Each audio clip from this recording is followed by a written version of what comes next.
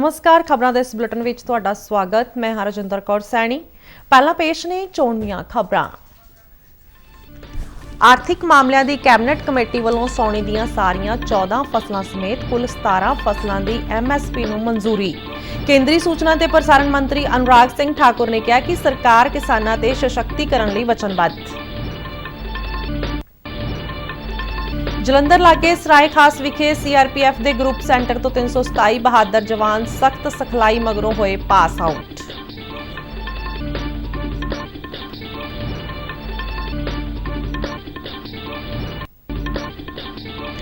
कौमी मुहिम तहत डायरैक्टोरेट ऑफ रेवन्यू इंटैलीजेंस ने लुधियाना विखे 396 किलो तो वध गांजा किया नष्ट। ते उगे पंजाबी गायक सिद्धू मूसेवाला की अंतिम अरदास मौके वड्डी गिनती विच मानसा पुजे लोग। ते हुण खबरां विस्तार नाल।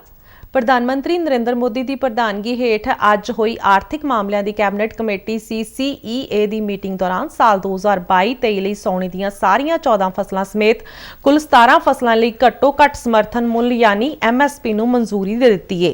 केंद्रीय सूचना ते प्रसारण मंत्री अनुराग सिंह ठाकुर ने मीटिंग के फैसले संबंधी पत्रकारां नूं जानकारी दी। उन्होंने कहा कि किसानां दे सशक्तिकरण लई पिछले 8 वरियां विच प्रधानमंत्री नरेंद्र मोदी की अगवाई विच कई कदम चुके गए ने अते इस समय दौरान भारतीय खेती ने नवीं उचाइयां नूं हासिल कीता है। अनुराग सिंह ठाकुर ने कहा कि खाद दीआं कीमतां वधन नाल किसानां ते कोई बोझ नहीं पैण दित्ता गया ते सबसिडी दित्ती जा रही है। उन्होंने कहा कि सरकार दीआं खेती संबंधी नीतियां नाल खेती अते खेती नाल जुड़ियां वस्तां दी बरामद वधी है, जिसका फायदा किसानां नूं हो रहा है।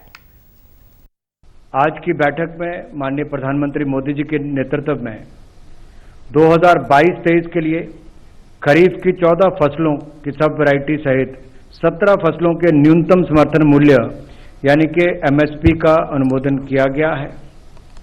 और ये इसलिए भी महत्वपूर्ण है कि बुआई के समय अगर किसानों के ये आश्वासन होता है कि क्या दाम मिलने वाला है तो उससे उनका मनोबल भी बढ़ता है और उनको दाम भी बेहतर मिल पाते हैं।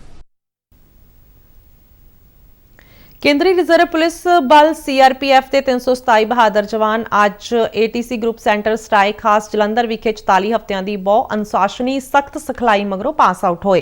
प्रभावशाली पासिंग आउट परेड तो CRPF NWS चंडीगढ़ के IG मूलचंद पवर ने सलामी लई अते परेड का निरीक्षण किया।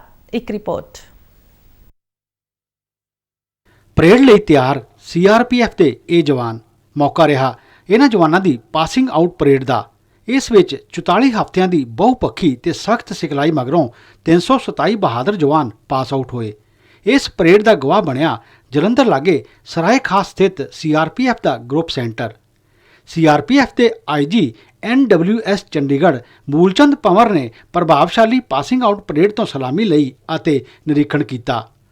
दूरदर्शन नाल गलबात करदियां मूलचंद पंवर ने सिखलाई दे वख-वख पहलुओं बारे जानकारी दी। ये सब जो जवान है हमारे, ये देश का फ्यूचर है, इन्हीं के हाथों में देश की सुरक्षा है। और जितना हम इनको मजबूत करेंगे ट्रेनिंग करा के और उनका मनोबल बढ़ाएंगे उतने ही ये हमारे लिए अच्छी सफलता हासिल करेंगे ग्राउंड के अंदर। और जो भी देश की एकता अखंडता के लिए चुनौती पैदा करेंगे उनका मुंह तोड़ जवाब देंगे ये जवान। जिस तरह आज सुरक्षा में चुनौतियां बढ़ती जा रही हैं, क्या इनको अति आधुनिक टेक्नोलॉजी की चुनौतियों से अवगत कराया गया कि किस प्रकार निपटना? जी, अभी पिछले साल ही हम लोगों ने अपने सिलेबस रिवाइज किए हैं और जो आने वाली चुनौतियां हैं ये उनके बारे में इनको थोड़ा ज्ञान दिया गया है, लेकिन अभी आगे इनको स्पेशलाइज कोर्स करवाएंगे। अभी ये तो सिविल से आए हैं, इनको हमने बेसिक सिविल से उनको फोर्स में डाला है, ठीक है। और इनको हर साल हम लोग कोर्स कराते रहते हैं और MHA की तरफ से भी हमारे को डायरेक्शन है इनके अलग ज़्यादा से ज़्यादा कोर्स कराएं। हमारे पास 16 CRPF में ट्रेनिंग सेंटर्स हैं जहाँ पे इनको स्पेशलाइज ट्रेनिंग दी जाएगी। ग्रुप सेंटर के DIG हरजिंदर सिंह ने कहा कि कई जवान काफ़ी पढ़े लिखे ने जिन्हां दी समर्था का उपयोग किया जाएगा। कई नव आरक्षियों ने BTech, BCA, BBA, B.Ed, diploma in mechanical electrical, MA, MSc, MSc computer science, M.Com, M.Tech, PGDCA की शिक्षा ग्रहण की है, जिसका समय समय पर बल सदुपयोग करेगा। सिखलाई दौरान वख-वख खेतरां विच मल्लां मारन वाले जवानां नूं मूलचंद पंवर ने ट्राफियां नाल सन्मानित किया। ਆਲਰਾਊਂਡ ਬੈਸਟ ਟਰਾਫੀ ਹਰਿਆਣਾ ਦੇ ਚਰਖੀ ਦਾਦਰੀ ਦੇ ਕਾਂਸਟੇਬਲ ਸੰਜੇ ਨੇ ਹਾਸਲ ਕੀਤੀ। ਪਾਸ ਆਊਟ ਜਵਾਨਾਂ ਨੇ ਵੱਖ-ਵੱਖ ਤਰ੍ਹਾਂ ਦੇ ਪ੍ਰਦਰਸ਼ਨਾਂ ਨਾਲ ਰੋਮਾਂਚਿਤ ਕੀਤਾ ਅਤੇ ਗੱਤਕੇ ਦੇ ਸ਼ਾਨਦਾਰ ਪ੍ਰਦਰਸ਼ਨ ਨੂੰ ਸਾਰਿਆਂ ਨੇ ਖੂਬ ਸਲਾਹਿਆ। शिशु शर्मा शांतल, दूरदर्शन समाचार, जलंधर। ਜਲੰਧਰ ਲਾਗੇ ਸਰਾਏ ਖਾਸ ਵਿਖੇ ਸੀਆਰਪੀਐਫ ਦੇ ਜਵਾਨਾਂ ਦੀ ਪਾਸਿੰਗ ਆਊਟ ਪਰੇਡ ਮਗਰੋਂ 327 ਜਵਾਨ ਰਸਮੀ ਤੌਰ ਤੇ ਸੀਆਰਪੀਐਫ ਵਿੱਚ ਸ਼ਾਮਲ ਹੋ ਗਏ। ਇਹਨਾਂ ਜਵਾਨਾਂ ਨੇ ਆਪਣੀ ਨਵੀਂ ਜ਼ਿੰਮੇਵਾਰੀ ਬਾਰੇ ਦੂਰਦਰਸ਼ਨ ਨਾਲ ਆਪਣੇ ਵਿਚਾਰ ਕੁਝ ਇਸ ਤਰ੍ਹਾਂ ਸਾਂਝੇ ਕੀਤੇ। ਫੋਰਸ ਵਿੱਚ ਸ਼ਾਮਲ ਹੋਣ ਮਗਰੋਂ ਆਪਣੀ ਨਵੀਂ ਜ਼ਿੰਮੇਵਾਰੀ ਨੂੰ ਪੂਰੀ ਤਨਦੇਹੀ ਤੇ ਇਮਾਨਦਾਰੀ ਤੇ ਜੋਸ਼ ਨਾਲ ਨਿਭਾਉਣ ਲਈ ਇਹ ਜਵਾਨ ਪੂਰੀ ਤਰ੍ਹਾਂ ਉਤਸ਼ਾਹਿਤ ਨੇ। ਇਸ ਬਾਰੇ ਇਹਨਾਂ ਦਾ ਕੀ ਕਹਿਣਾ ਹੈ, ਆਓ ਇਹਨਾਂ ਤੋਂ ਜਾਣਦੇ ਹਾਂ। ਜੀ, ਆਪਣਾ ਨਾਮ बताइए। सर, मेरा नाम राकेश कुमार है।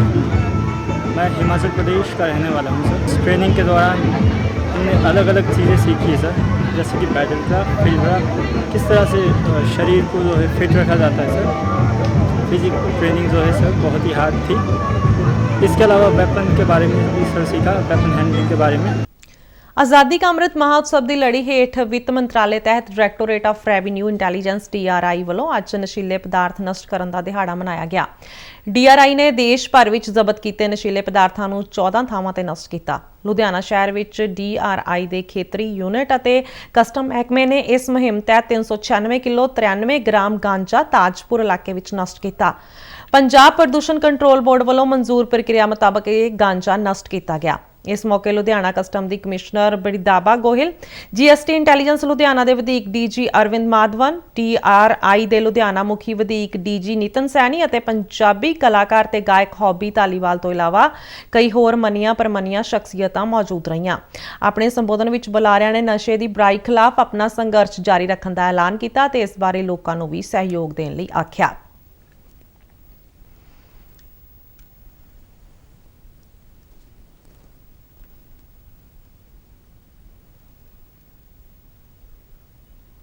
ਆਜ਼ਾਦੀ ਕਾ ਅੰਮ੍ਰਿਤ ਮਹਾਉਤਸਵ ਨੂੰ ਸਮਰਪਿਤ ਆਜ਼ਾਦੀ ਕਾ ਸਫ਼ਰ ਤਹਿਤ ਅਸੀਂ ਭਾਰਤ ਦੀ ਆਜ਼ਾਦੀ ਵਿੱਚ ਯੋਗਦਾਨ ਪਾਉਣ ਵਾਲੇ ਵੱਖ-ਵੱਖ ਮੰਨੇ ਪ੍ਰਮਾਨੇ ਅਤੇ ਗੁਮਨਾਮ ਆਜ਼ਾਦੀ ਸੰਗਰਾਮੀਆਂ ਦੇ ਜੀਵਨ ਦੇ ਪਹਿਲੂਆਂ ਤੋਂ ਤੁਹਾਨੂੰ ਜਾਣੂ ਕਰਵਾਉਂਦੇ ਹਾਂ। ਇਸ ਤੋਂ ਇਲਾਵਾ ਆਜ਼ਾਦੀ ਦੇ ਸੰਘਰਸ਼ ਨਾਲ ਜੁੜੀਆਂ ਹੋਰ ਗਤੀਵਿਧੀਆਂ ਬਾਰੇ ਵੀ ਦੱਸਦੇ ਹਾਂ। ਅੱਜ ਦੀ ਕੜੀ ਵਿੱਚ ਅਸੀਂ ਤੁਹਾਨੂੰ ਮਸ਼ਹੂਰ ਕਵੀ, ਪੱਤਰਕਾਰ ਅਤੇ ਭਾਰਤੀ ਸੁਤੰਤਰਤਾ ਸੰਗਰਾਮ ਸੈਨਾਨੀ ਕਈਅਰ ਕਿਨਹਾਨਾ ਰਾਏ, ਵਿਦਰੋਹੀ ਕ੍ਰਾਂਤੀਕਾਰੀ ਖਾਨ ਮੁਹੰਮਦ ਅਤੇ ਸੋਮੂ ਬਾਰੇ ਜਾਣਕਾਰੀ ਦੇ ਰਹੇ ਹਾਂ।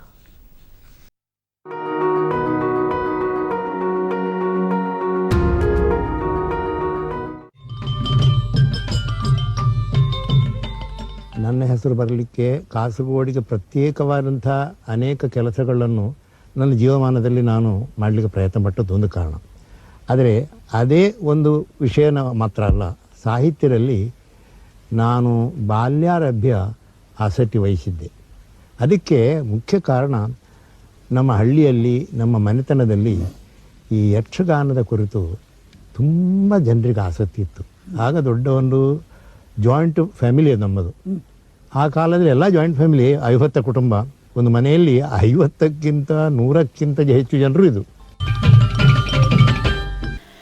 ਅੱਜ ਅਸੀਂ ਮਸ਼ਹੂਰ ਕਵੀ, ਪੱਤਰਕਾਰ ਤੇ ਭਾਰਤੀ ਸੁਤੰਤਰਤਾ ਸੰਗਰਾਮ ਸੈਨਾਨੀ ਕਈਅਰ ਕਿਨਹਾਨਾ ਰਾਏ ਨੂੰ ਯਾਦ ਕਰ ਰਹੇ ਹਾਂ। ਉਹਨਾਂ ਦਾ ਜਨਮ 1915 ਵਿੱਚ ਅੱਜ ਹੀ ਦੇ ਦਿਨ ਬ੍ਰਿਟਿਸ਼ ਭਾਰਤ ਦੇ ਮਦਰਾਸ ਪ੍ਰੈਜ਼ੀਡੈਂਸੀ ਦੌਰਾਨ ਕਾਸਰਗੋਡ ਵਿੱਚ ਹੋਇਆ ਸੀ। ਰਾਏ ਨੇ ਸੈਕੰਡਰੀ ਸਕੂਲ ਦੇ ਅਧਿਆਪਕ ਦੇ ਰੂਪ ਵਿੱਚ ਆਪਣਾ ਕੈਰੀਅਰ ਸ਼ੁਰੂ ਕੀਤਾ ਤੇ ਬਾਅਦ ਵਿੱਚ ਉਹਨਾਂ ਦਾ ਝੁਕਾਅ ਪੱਤਰਕਾਰਿਤਾ ਵੱਲ ਹੋ ਗਿਆ।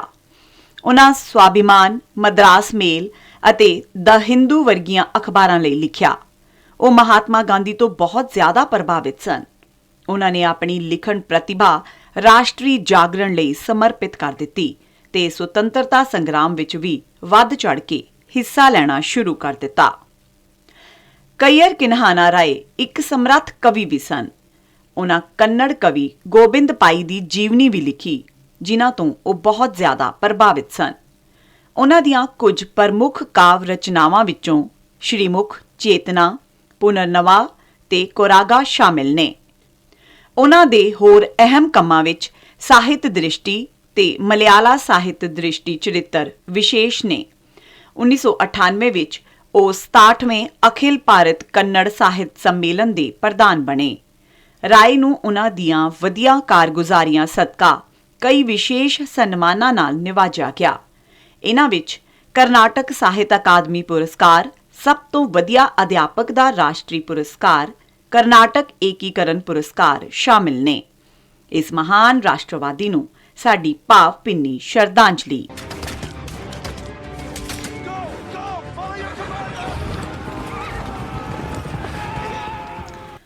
ਅੱਜ ਅਸੀਂ ਸ਼ਹੀਦ ਖਾਨ ਮੁਹੰਮਦ ਨੂੰ ਵੀ ਯਾਦ ਕਰ ਰਹੇ ਹਾਂ।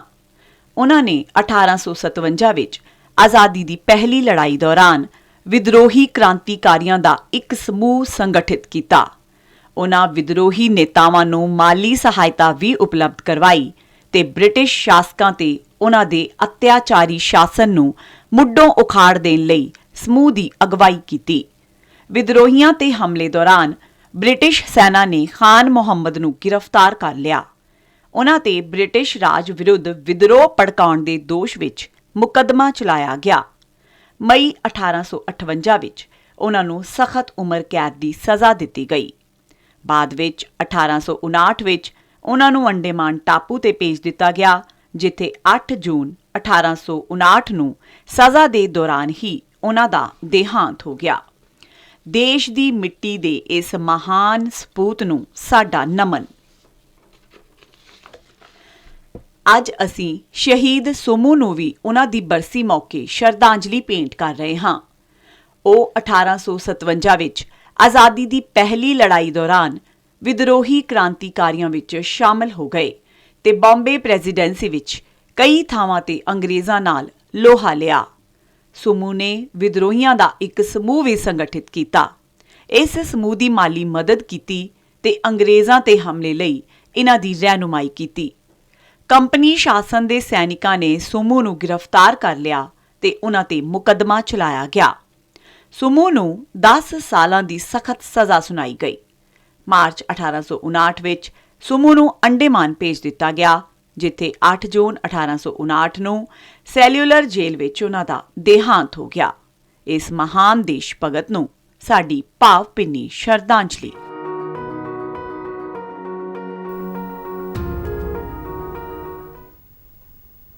ਉੱਘੇ ਪੰਜਾਬੀ ਗਾਇਕ ਅਤੇ ਕਾਂਗਰਸ ਆਗੂ ਸ਼ੁਭਦੀਪ ਸਿੰਘ ਉਰਫ ਸਿੱਧੂ ਮੂਸੇਵਾਲਾ ਦੀ ਅੰਤਮ ਅਰਦਾਸ ਮੌਕੇ ਅੱਜ ਮਾਨਸਾ ਵਿਖੇ ਵੱਡੀ ਗਿਣਤੀ ਵਿੱਚ ਲੋਕ ਪੁੱਜੇ। ਇਹਨਾਂ ਲੋਕਾਂ ਨੇ ਹੰਝੂ ਭਰੀਆਂ ਅੱਖਾਂ ਨਾਲ ਆਪਣੇ ਹਰਮਨ ਪਿਆਰੇ ਗਾਇਕ ਨੂੰ ਸ਼ਰਧਾਂਜਲੀ ਭੇਂਟ ਕੀਤੀ। ਅੰਤਿਮ ਅਰਦਾਸ ਮੌਕੇ ਪੁੱਜੇ ਲੋਕਾਂ ਨੇ ਸਿੱਧੂ ਅਮਰ ਰਹੇ ਦੇ ਨਾਅਰੇ ਲਗਾਏ। ਮਰਹੂਮ ਮੂਸੇਵਾਲ ਦੇ ਪਿਤਾ ਬਲਕੌਰ ਸਿੰਘ ਨੇ ਆਪਣੇ ਪੁੱਤਰ ਦੀਆਂ ਯਾਦਾਂ ਸਾਂਝੀਆਂ ਕਰਦਿਆਂ ਕਿਹਾ ਕਿ ਉਹਨਾਂ ਨੂੰ ਅਜੇ ਤਾਈਂ ਇਹ ਸਮਝ ਨਹੀਂ ਲੱਗ ਰਹੀ ਕਿ ਉਹਨਾਂ ਦੇ ਬੱਚੇ ਦਾ ਕੀ ਕਸੂਰ ਰਿਹਾ। ਉਹਨਾਂ ਕਿਹਾ ਕਿ ਇਸ ਮਾਮਲੇ ਵਿੱਚ ਪਰਿਵਾਰ ਇਨਸਾਫ ਦਾ ਇੰਤਜ਼ਾਰ ਕਰੇਗਾ ਅਤੇ ਜੇਕਰ ਇਨਸਾਫ ਨਹੀਂ ਮਿਲਦਾ ਤਾਂ ਅਗਲੇ ਕਦਮ ਬਾਰੇ ਸੋਚਿਆ ਜਾਏਗਾ। ਹਰਿਆਣਾ ਦੇ ਪੰਚਕੂਲਾ ਸਮੇਤ ਹੋਰ ਸ਼ਹਿਰਾਂ ਵਿੱਚ ਚੱਲ ਰਹੀਆਂ ਖੇਲੋ ਇੰਡੀਆ ਯੂਥ ਗੇਮਸ ਵਿੱਚ ਮਹਾਰਾਸ਼ਟਰ ਕੋਲ 68 ਮੈਡਲ ਜਿੱਤ ਕੇ ਮੈਡਲ ਟੈਲੀ ਵਿੱਚ ਪਹਿਲੀ ਥਾਂ ਤੇ ਬਣਿਆ ਹੋਇਆ ਹੈ। ਉਸਨੇ 24 ਸੋਨ, 24 ਚਾਂਦੀ ਅਤੇ 20 ਕਾਂਸੇ ਦੇ ਮੈਡਲ ਜਿੱਤੇ ਨੇ। ਹਰਿਆਣਾ ਕੋਲ 74 ਮੈਡਲਾਂ ਨਾਲ ਦੂਜੇ ਨੰਬਰ ਤੇ। ਹਰਿਆਣਾ ਨੇ 24 ਸੋਨ, 21 ਚਾਂਦੀ ਅਤੇ 29 ਕਾਂਸੇ ਦੇ ਮੈਡਲ ਜਿੱਤੇ ਨੇ। ਮਣੀਪੁਰ 12 ਸੋਨ ਤਮਗਿਆਂ ਨਾਲ ਤੀਜੀ ਥਾਂ ਤੇ ਚੱਲ ਰਿਹਾ ਹੈ। ਪੰਜਾਬ 6 ਸੋਨ ਤਮਗਿਆਂ ਨਾਲ 5ਵੀਂ ਥਾਂ ਤੇ। ਸਰਹੱਦੀ ਜ਼ਿਲ੍ਹੇ ਤਰਨਤਾਰਨ ਵਿੱਚ ਖਾਲੜਾ ਪੁਲਿਸ ਥਾਣਾ ਦੇ ਭਿੱਖੀਵਿੰਡ ਇਲਾਕੇ ਦੀ ਕਰਮਾ BOP ਲਾਗੇ ਪਾਕਿਸਤਾਨ ਵੱਲੋਂ ਇੱਕ ਡਰੋਨ ਦੀ ਘੁਸਪੈਠ ਦੀ ਘਟਨਾ ਸਾਹਮਣੇ ਆਈ ਹੈ। ਇਹ ਘਟਨਾ ਬੀਤੀ ਰਾਤ 11:50 ਮਿੰਟ ਦੇ ਕਰੀਬ ਵਾਪਰੀ। ਡਰੋਨ ਦੇ ਭਾਰਤੀ ਇਲਾਕੇ ਵਿੱਚ ਦਾਖਲ ਹੋਣ ਦੇ ਤੁਰੰਤ ਬਾਅਦ ਸੀਮਾ ਸੁਰੱਖਿਆ ਬਲ ਦੇ ਜਵਾਨਾਂ ਨੇ 8 ਰਾਉਂਡ ਫਾਇਰ ਕੀਤੇ ਅਤੇ ਇੱਕ ਇਲੂਮੀਨੇਸ਼ਨ ਬੰਬ ਚਲਾਇਆ, ਜਿਸ ਨਾਲ ਇਹ ਡਰੋਨ ਪਾਕਿਸਤਾਨ ਵੱਲ ਵਾਪਸ ਭੱਜਣ ਵਿੱਚ ਕਾਮਯਾਬ ਹੋ ਗਿਆ। ਇਸ ਘਟਨਾ ਮਗਰੋਂ ਸੀਮਾ ਸੁਰੱਖਿਆ ਬਲ ਅਤੇ ਪੁਲਿਸ ਦੀ ਸਪੈਸ਼ਲ ਟੀਮ ਨੇ ਸੰਬੰਧਿਤ ਇਲਾਕੇ ਵਿੱਚ ਖੋਜ ਆਪਰੇਸ਼ਨ ਚਲਾਇਆ ਹੈ। ਤਰਨਤਾਰਨ ਜ਼ਿਲ੍ਹੇ ਵਿੱਚ ਪਾਕਿਸਤਾਨ ਨਾਲ ਲੱਗਦੀ ਕੌਮਾਂਤਰੀ ਸਰਹੱਦ ਤੇ ਪਿਛਲੇ ਇੱਕ ਹਫ਼ਤੇ ਦੌਰਾਨ ਡਰੋਨ ਦੀ ਘੁਸਪੈਠ ਦੀ ਇਹ ਤੀਜੀ ਵੱਡੀ ਘਟਨਾ ਸਾਹਮਣੇ ਆਈ ਹੈ। ਇਸ ਤੋਂ ਸਪਸ਼ਟ ਹੋ ਰਿਹਾ ਹੈ ਕਿ ਪਾਕਿਸਤਾਨ ਦੇ ਇਰਾਦੇ ਨੇਕ ਨਹੀਂ ਨੇ ਅਤੇ ਭਾਰਤ ਵਿੱਚ ਦੇਸ਼ ਵਿਰੋਧੀ ਸਰਗਰਮੀਆਂ ਨੂੰ ਅੰਜਾਮ ਦੇਣ ਦਾ ਉਹ ਮੌਕਾ ਭਾਲ ਰਿਹਾ ਹੈ। ਖਬਰਾਂ ਦੇ ਬੁਲੇਟਿਨ ਸਾਡੇ ਦਰਸ਼ਕ RNU DDK ਜਲੰਧਰ ਦੇ YouTube ਚੈਨਲ, Facebook ਪੇਜ ਅਤੇ Twitter ਹੈਂਡਲ ਤੇ ਵੀ ਦੇਖ ਸਕਦੇ ਨੇ। ਤੇ ਇਸ ਦੇ ਨਾਲ ਹੀ ਖਬਰਾਂ ਦਾ ਬੁਲੇਟਿਨ ਖਤਮ ਹੋਇਆ। ਮੈਂ ਮਾਸਕ ਲਗਾ ਕੇ ਸਟੂਡੀਓ ਤੋਂ ਬਾਹਰ ਜਾ ਰਹੀ ਹਾਂ। ਤੁਸੀਂ ਵੀ ਬਾਹਰ ਜਾਣ ਵੇਲੇ ਮਾਸਕ ਜ਼ਰੂਰ ਲਗਾਉਣਾ। ਇਜਾਜ਼ਤ ਦਿਓ। ਨਮਸਕਾਰ।